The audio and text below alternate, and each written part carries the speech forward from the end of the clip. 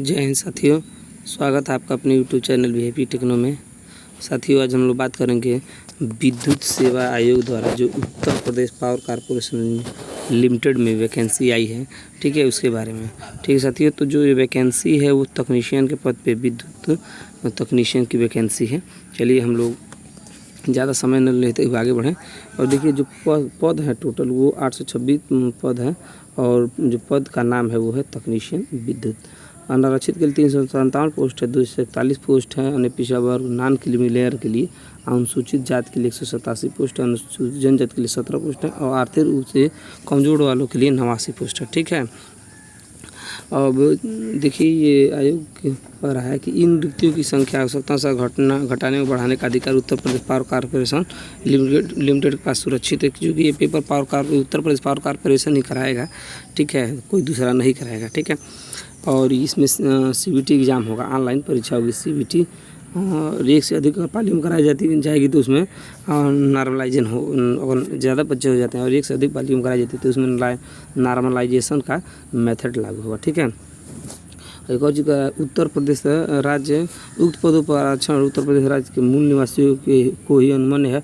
अन्य प्रदेशों के अभ्यर्थी अनारक्षित वर्ग के अंतर्गत आवेदन कर सकते हैं। अन्य जो वर्ग के अभ्यर्थी वो अनारक्षित वर्ग में आवेदन करेंगे। ठीक है, चलिए वेतन की हम लोग बात करें तो यहाँ पे देखिए वेतन बता रहा है 7वें वेतन आयोग के अंतर्गत मैट्रिक लेवल 4 रुपया 27,200 न्यूनतम स्तर एवं अन्य भत्ते कॉर्पोरेशन में लागू नियम के अनुसार देंगे। कॉर्पोरेशन है, इसमें पेमेंट ज़्यादा होता है। ठीक है, 27,200 कम से कम पेमेंट रहेगा, और भी भत्ते जोड़ के इसमें पेमेंट आपका बढ़ जाएगा, नियर अबाउट 30-32 हज़ार के आसपास आपका पेमेंट जाएगा। ठीक है, अनिवार्य शैक्षिक योग्यता की अगर बात करें तो देखिए आवेदन के समय अभ्यर्थी के पास निम्न शैक्षिक अर्हता का होना अनिवार्य है। माध्यमिक शिक्षा परिषद उत्तर प्रदेश की हाई स्कूल या समकक्ष परीक्षा विज्ञान गणित विषय के साथ उत्तीर्ण होना चाहिए। ठीक है, साथ ही नियमित छात्र के रूप में निम्नलिखित ट्रेडों में से किसी एक ट्रेड में द्विवार्षिक अखिल भारतीय अथवा राज्य व्यावसायिक प्रमाण पत्र एनसीबीटी या एससीबीटी का होना आवश्यक है। ठीक है, एनसीबीटी या एससीबीटी किसी से अगर आप रेगुलर प्रमाण पत्र लिए हैं आईटीआई का, और नीचे जो ट्रेड है 3 ट्रेड में, तो आप फार्म भर सकते हैं। इलेक्ट्रीशियन, इलेक्ट्रिक और इलेक्ट्रिक कौशल विकास के अंतर्गत विद्युत वितरण। देखिए इलेक्ट्रिक एक तो है ही है, उसके बाद से कौशल विकास विभाग के अंतर्गत विद्युत वितरण वालों को इस बार ले रहा है। ठीक है, तो ये बहुत अच्छी बात है, क्योंकि बहुत सारे बच्चे कौशल विकास के अंतर्गत किए हैं इलेक्ट्रिक का कोर्स। ठीक है, चलिए आगे हम लोग बढ़ते हैं। अभ्यर्थियों के चलिए आयु की गणना जो है आपका आयु दिनांक 1/1/2022 को न्यूनतम 18 वर्ष एवं अधिकतम 40 वर्ष होना चाहिए। यानी कि 1 जनवरी 2021 से कोई आयु की गणना करेगा 18 से, और 40 वर्ष अधिकतम 40 वर्ष होना चाहिए। और आयु में छूट वो उत्तर प्रदेश राज्य में जैसे छूट दिया जाता है अनुसूचित जनजाति और जाति के लिए और अन्य पिछड़ा वर्ग के लिए। ठीक है, तो अलग अलग जो कैटेगरी होती है उसके अनुसार इसमें छूट दिया जाएगा। ठीक है, अगर उत्तर प्रदेश का आप मूल निवासी है तभी ये छूट दिया जाएगा। चलिए आगे बढ़ते हैं हम लोग।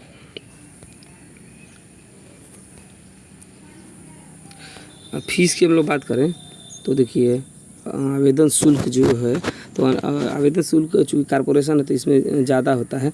अनुसूचित जाति अनुसूचित जनजाति श्रेणी उत्तर प्रदेश के मूल निवासी अगर हैं, अनुसूचित जाति और अनुसूचित जनजाति के अंतर्गत आते हैं तो आपको 826 रुपया पेमेंट करना होगा ऑनलाइन के लिए, नहीं तो अन्य सभी के लिए 1180 रुपये का पेमेंट करना है। ठीक है, और इसके लिए बाकायदा यहाँ पे वेबसाइट दी गई है, वेबसाइट www.uppcl.org। ठीक है, वहीं से आप लोग फार्म भरेंगे और आवेदन शुल्क जमा करेंगे। चलिए, और जो हमको ज़रूरी चीज़ें वो हम लोग जान लेते हैं। हाँ, इसमें देखिए CCC होना अनिवार्य है। ठीक है, चूँकि हम लोग शैक्षिक योग्यता की बात की तो वहाँ CCC नहीं दिखा रहा था, लेकिन इसमें CCC होना अनिवार्य है। प्रथम भाग में लिखित परीक्षा में नीलेट के CCC के स्तर का कंप्यूटर से ज्ञान से सभी प्रकार का प्रश्न पत्र होना, जिसमें 50 प्रश्न होंगे। प्रत्येक प्रश्न 1 अंक का होगा, अर्थात यह परीक्षा अधिकतम 50 अंकों की होगी। कंप्यूटर से 50 क्वेश्चन आएंगे, 50 नंबर के, एक नंबर के, यानी 50 टोटल नंबर रहेगा। और उसमें ऋणात्मक अंक 1/4 यानी कि 1/4 अंक का ऋणात्मक मार्किंग उसमें दिया जाएगा। ठीक है, गलत होगा, एक क्वेश्चन गलत होगा तो 1/4 नंबर आपका कट जाएगा।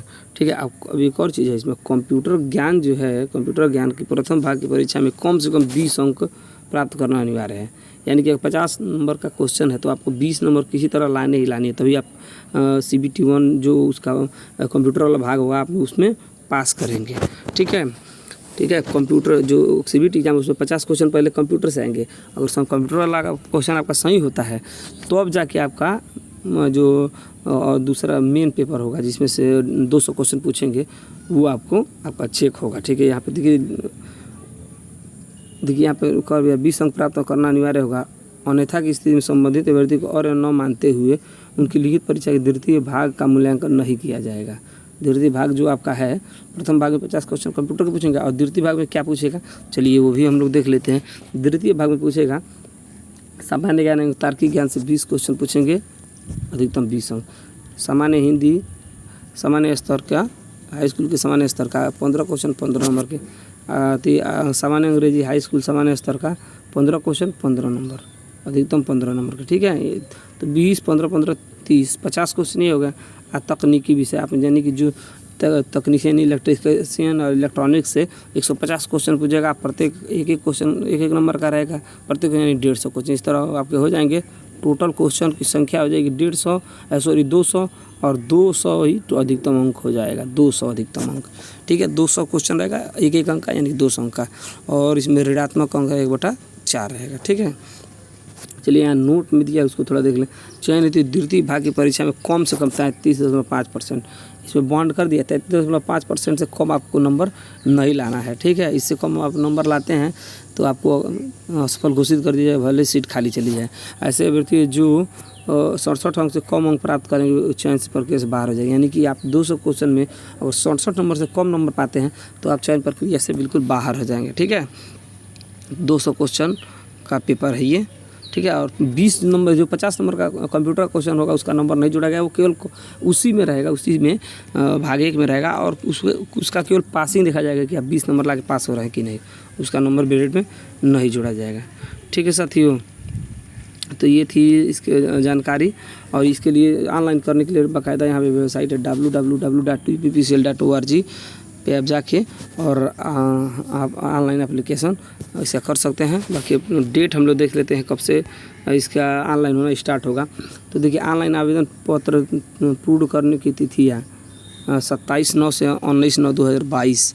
ठीक है। यानी कि 27 तारीख 9वां महीना 2022 से आप 19 तारीख 10वें महीने तक ऑनलाइन आप आवेदन कर सकते हैं। 27 सितंबर से 19 अक्टूबर तक आप लोग ऑनलाइन कर सकते हैं।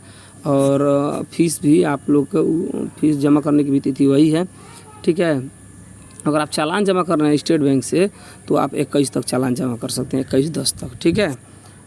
और परीक्षा की संभावित तिथि है वो नवंबर 2022 चतुर्थ सप्ताह में संभावित तिथि है। अब चूँकि उत्तर प्रदेश पावर कॉर्पोरेशन इस पेपर को करवाता है तो अपने समय से पेपर करवा देता है, समय से रिजल्ट दे देता है, बहुत ज़्यादा इसमें लेट नहीं होता है। हो सकता है कि ज़्यादा बच्चे अगर सम्मिलित हो तो उसको थोड़ा सा टाइम लगे, लेकिन ऐसा होता नहीं है, उस समय से अपनी तैयारी कर लेता है। ठीक है। ठीक है साथियों, जानकारी कैसी लगे कमेंट करके बताइएगा और अपने अधिक से अधिक अपने दोस्तों के साथ शेयर कीजिएगा जिससे कि वो इस फार्म को भर सकें।